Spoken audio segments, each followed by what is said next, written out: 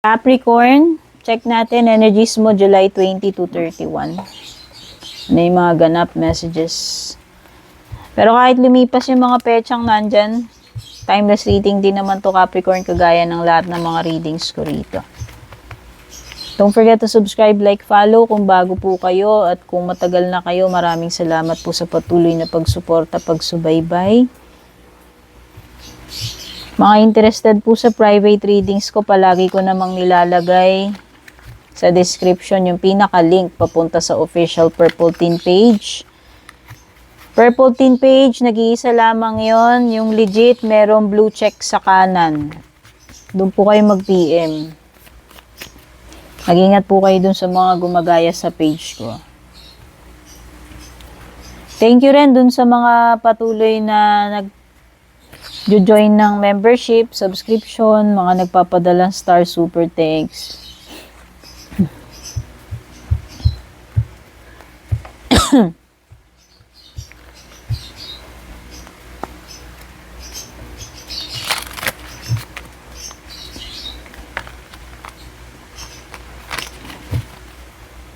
So, yung first card mo is Innocence. Then, meron kang Cake, Autumn, Still. Mga numbers, merong 4, 3, 9.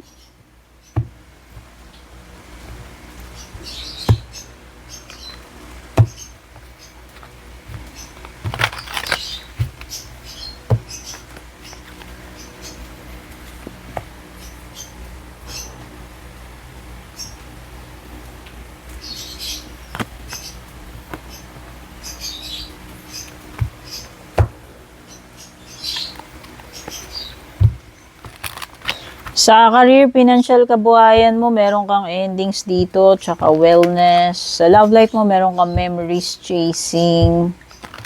Check natin yung tarot cards.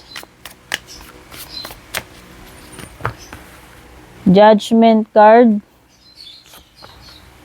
This is Scorpio energy.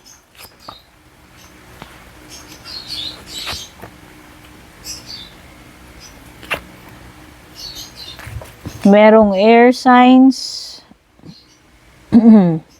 Fire.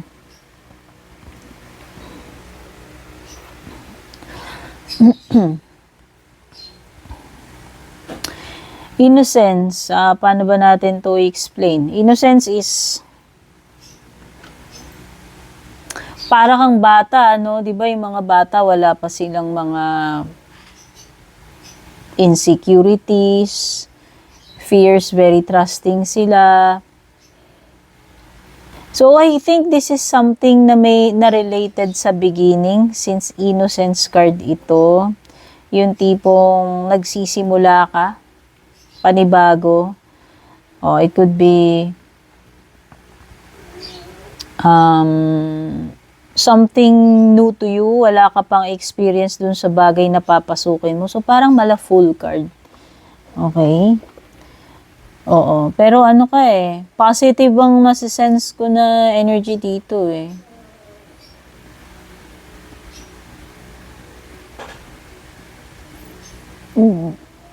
You're about to enter something, and dun sa papasukin mo na yun, wala kang kamalay-malay kung ano yung mga kakaharapin mo dun. Ano yung mangyayari. And you are optimistic, positive about it, kahit na bago ka lang dun, or wala ka pang experience dun, no? So, it could be anything. It could be a new connection.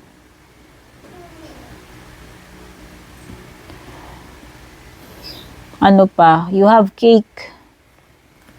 Cake is about celebrations, ceremony, ayan, party, gathering with friends or family. Basta kung ano man ito, merong something dito na ipinagsi-celebrate. Pwedeng success, pwedeng achievement, pwedeng bagong, yung may wini-welcome kayong bagong family member, like a new baby, or anniversaries, or engagement, weddings, no? O graduation.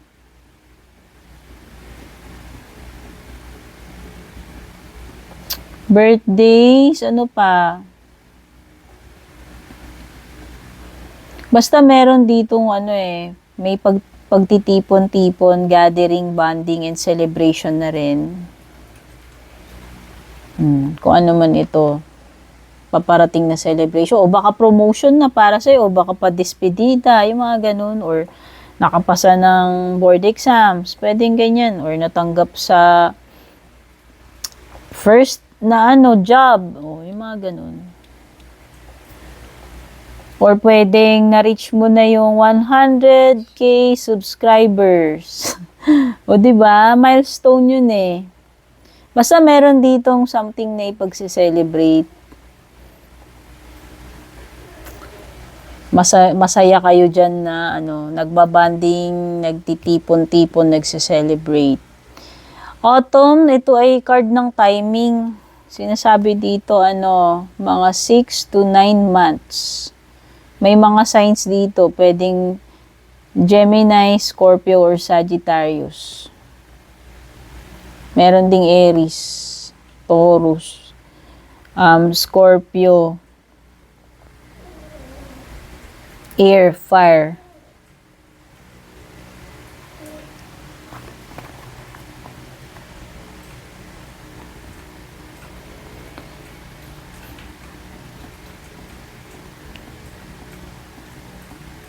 Oh, so meron ditong something na kinukultivate pa lang, inaalagaan pa lang, tinututukan pa lang. So, pwedeng merong dito, siguro matagal-tagal na process. Tama, mga 6 to 9 months pa.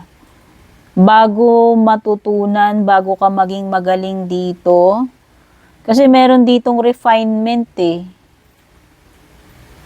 Cultivation and expertise. Kaya lang, it will take time, Capricorn. Kung ano man ito, siguro mga 6 to 9 months nga bago ka ma-train dito, bago mo ma-perfect, bago mo ma-achieve, bago ka maging successful or maging magaling dito sa bagay na ginagawa mo. Meron din ditong something na parang pinupurify, sinasala, pinipili. Oo. Pag sinabi nating sinasala, yung kumbaga i-separate mo yung mga reject doon sa magandang klase. Alam mo yun? Oo, kasi sinasala mo, kumbaga tinatanggal mo yung mga hindi dapat kasali. Yung mga rate, kumbaga yung mga Kumbaga 'di ba pag nagbe-bake ka, tapos sinisift mo yung flour, 'di ba? Yun, natatanggal yung mga buo-buo. So, yun, pwedeng pagsisegregate to eh. Siguro meron kang mga gagawin na ganyan. Parang decluttering na rin, Capricorn, itong period na to, July 20 to 31, wherein sasalain mo na. Kumbaga, fini-filter mo eh. Ano lang yung iaalaw mong pumasok, ano lang yung tatanggapin mo or iiiwan mo, ikikip mo. And then the rest, i-discard mo na, i-dispatch mo, itatapon mo na. Ikakat, yan, pwedeng pagbabawas to ng mga, limbawa, pinifilter mo na, alin yung mga tunay na kaibigan mo sa fake. sa FB mo, ilan yung friends mo, 1 million. Sasalain mo na ngayon, alin dito yung mga kaibigan mo talaga dun sa mga poster lang na hindi mo naman talaga kaibigan, dekorasyon lang dun sa friend list mo. Pwedeng ganun. Or pwedeng ikaw yung dumaraan sa pagsala, dadaan sa pagsala na proseso. Pwedeng ganun eh. Para kang tinitrain dito, hinuhubog eh, hanggang maging hinog or maging perfect ka para doon sa role, para doon sa bagay na yan. Or meron ditong something na parang alak na parang habang tumatagal, lalong tumatapang, lalong sumasarap. Di ba ganun yung alak? Oo, this is a slow and long process ng pagkukultivate, pagde-develop. Kaya nga ito hahasain ka pa lang o pwedeng neophyte ka pa lang, no? Kumbaga, pag pumasok ka sa sa grupo neophyte, ibig sabihin baguhan ka pa lang, newbie, rookie. Yan, kumbaga sa basketball, rookie ka pa lang.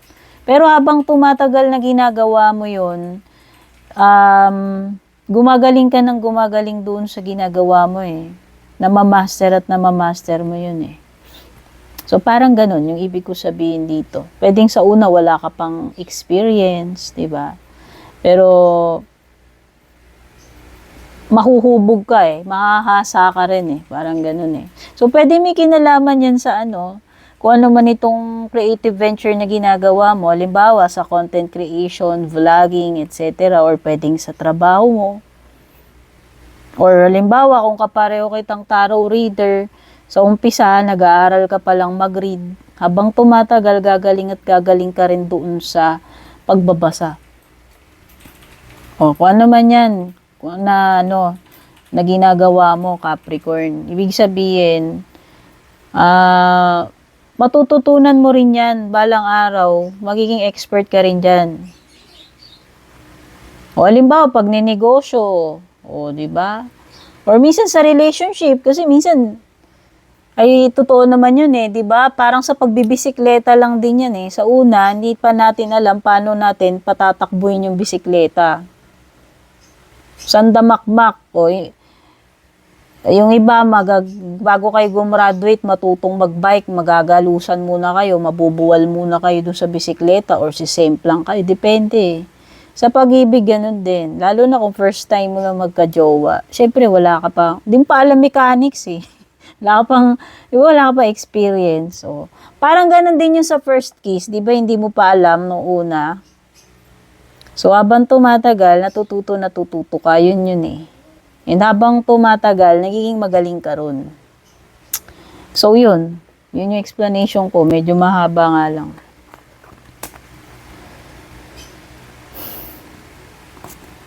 Endings and wellness. Pagdating sa career mo, financial kabuhayan. Itong wellness na to is something na may kinalaman sa kung paano mo patatatagin yung kabuhayan mo, career mo, financial mo, or negosyo mo. Kasi di ba kapag pag nag-gym tayo, ano ba ang goal mo? Bakit ka nag-gym? Depende, di ba? Yung iba gusto nila magpalaki ng katawan. Yung iba gusto lang nila maging fit, lean, or lumakas yung cardio nila, lumakas yung katawan, 'di ba? Depende. Yung iba gusto nila maging slim. So depende 'yan. Pero ang pa rin doon, may specific na purpose ka, goal ka, kundi kung iano mo 'yon, i-apply mo sa financial mo, sa career mo. So, gagawin mo to para maging effective ka. For example, maging effective ka dyan sa, specific na position mo, role mo dyan sa company na yan. Sa expertise mo.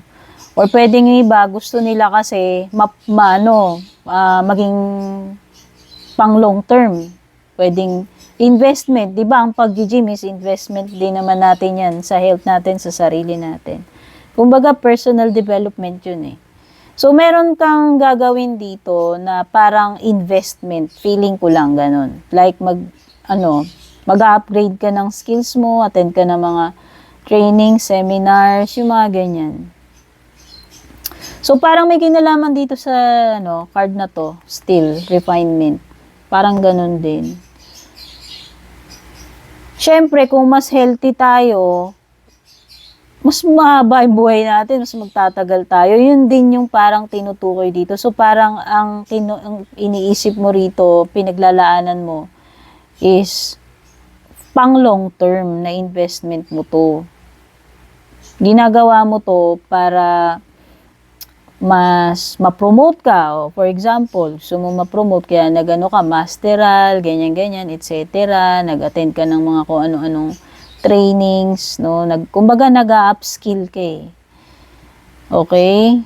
So, may kinalaman to sa pag-upgrade ng financial mo, negosyo mo, sarili mo, or sa career mo. Ito naman ending. So, pwede itong ano lang, end of contract. Or kung meron mang cycle, ano man tong pinagdadaanan mo sa career mo na magtatapos na. Parang may rebirth, ayan, no? Parang meron something dito na babaguhin mo eh. O pwedeng yung iba dito, pwedeng alis na kayo dito sa company na to, sa trabaho na to, tapos magsisimula uli kayo sa ibang company kasi may rebirth. Kaya pala may innocence. Ayan no, ngayon na pinpoint ko na kasi nagsisimula ka uli. Nagsisimula ka. Or pwedeng iba yung mapapasukan mo, like iba yung linya ngayon na ginagawa mo, tapos nag-end contract dito or nag-resign ka, tapos nalipat ka ng ibang company. Doon from scratch magsisimula ka kasi totally iba yung ibang company, ibang environment, ibang mga workmates, iba rin yung nature ng gawain, trabaho. Pwedeng ibang niche, no? Pwedeng ganun. So, mag-aaral ka. Aaralin mo pa lang hanggang maging magaling ka doon. So, pero, for now, ibig sabihin, nagsisimula ka, level 0 ka pa lang, wala ka pang kaalam-alam dyan, no? Doon ka pa lang matututo sa process. So, parang ganun. Endings and beginnings ito pagdating sa career mo or sa negosyo mo. Sa investment. Ngayon, pagdating sa love life mo naman, you have memories chasing. Oops. Pwedeng energy mo to energy ni person ha. Pwedeng past, present, future energies yung nasasagap dito. Ewan ko kung na-mention ko yan. Meron ditong hanggang ngayon, namimiss ka pa rin niya. Oo, hindi makalimutan ng mga memories ninyo. Itong person na to, nabubuhay siya sa past. At saka meron siyang intention of chasing you. Ayan, no? Fixated pa rin to, in love pa rin to sa'yo. Gusto ka pa rin kahit hindi na kayo. Kahit na ang meron na lang dito, mga memories. Pwedeng umaasa pa rin, pwedeng may plano pa rin na, alam mo yon, umentra sa buhay mo, bumalik sa buhay mo. Kasi may chasing eh. Pwedeng energy mo yan, kung ikaw man yan o siya. May energy na maghahabol. May energy ng hindi ka makalimutan.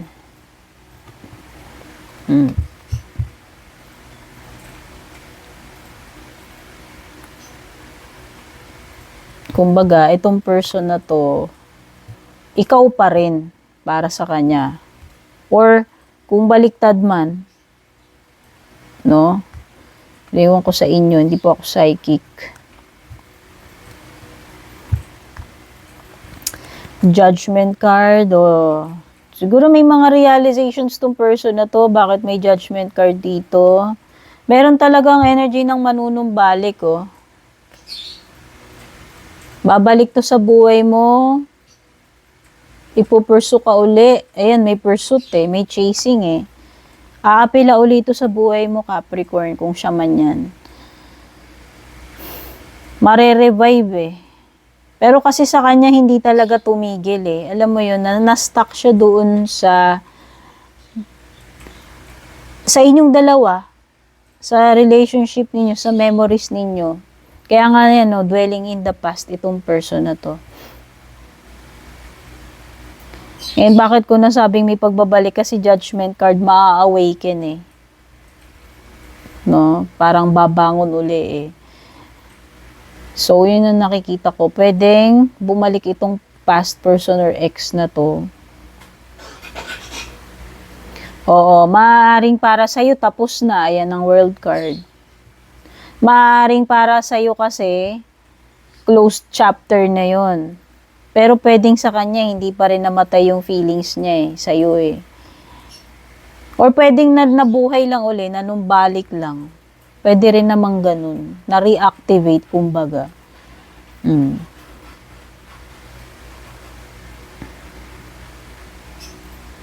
Basta meron ditong something na marireanimate with the judgment card. Something na nag-end na. Tapos parang manunumbalik siya. O kung mga past issues yan, pwedeng ganun. Mga memories, mga issues na nauungkat, ngayon nananariwa na naman sa'yo. May mga ganyan na, kumbaga, itinago mo na sa baul yon, nahalungkat pa rin. Bumabalik pa rin, parang ganun. Di ba minsan may mga ganun na parang, history na, bawa mga intriga, awayan, tas parang nananariwa. Minsan may mga ganun bawa issue na yun, na ibaon na sa limot yun, kinandado na sa baul, tapos nakalungkat uli. Tas ngayon uli, parang nagiging trending na naman siya uli ngayon. Parang ganun. Napag-uusapan na naman or parang nagre-recur na naman. It could be something na nangyari na noon. Tapos natigil. Tapos ngayon nare-reactivate. Parang ganun yung nasa-sense ko na energy dyan. And by the way, pwedeng ikaw din naman tong may mga realizations dito sa judgment card. Ibig lang sabihin yan, wake up call na yan para sa'yo. Dapat matuto ka na ng leksyon dyan.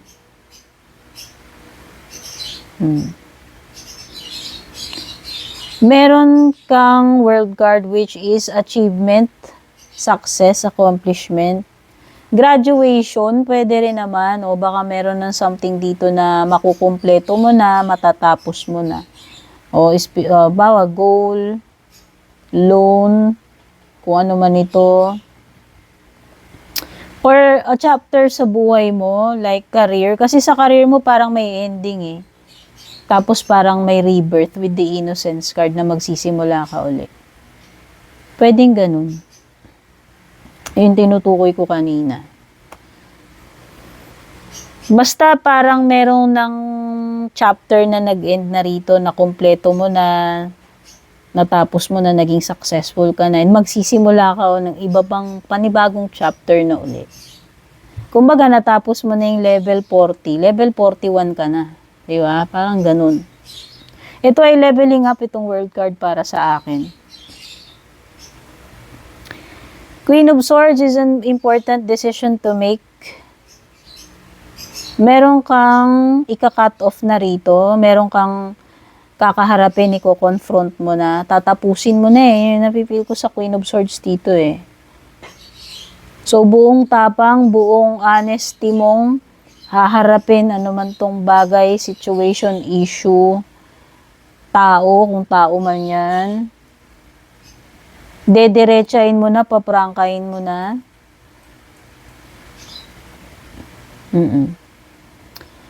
So, yun yung napipil ko. Ito ay something na buong tapang mong bubunuin, haharapin.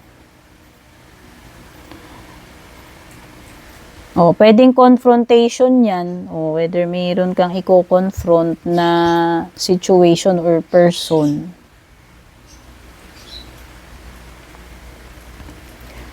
Eight of Wands reversed, pwedeng merong mga intriga, inggitan dito, Capricorn. Baka merong mga naiinggit sa'yo dyan, nagchichismis sa'yo, nai-insecure. Sa paligid mo, kung saan man yan. Pwedeng may mga delays pagdating sa travel, sa transactions, communications, email. Pag may hinihintay ka na mga reply, calls, emails, pwedeng may mga delays pagdating doon.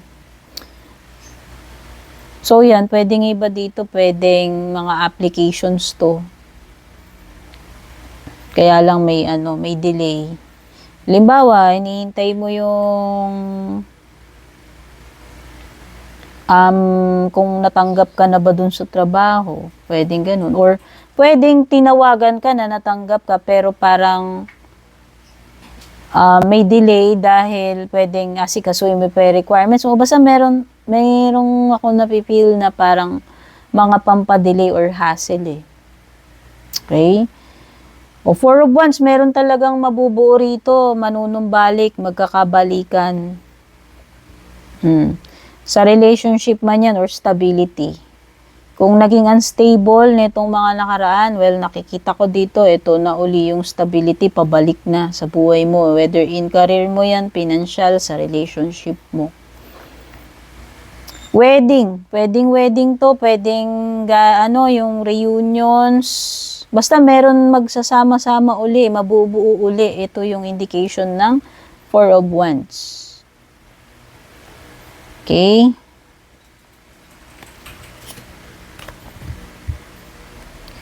Tingnan na natin yung closing message para sa'yo, Capricorn.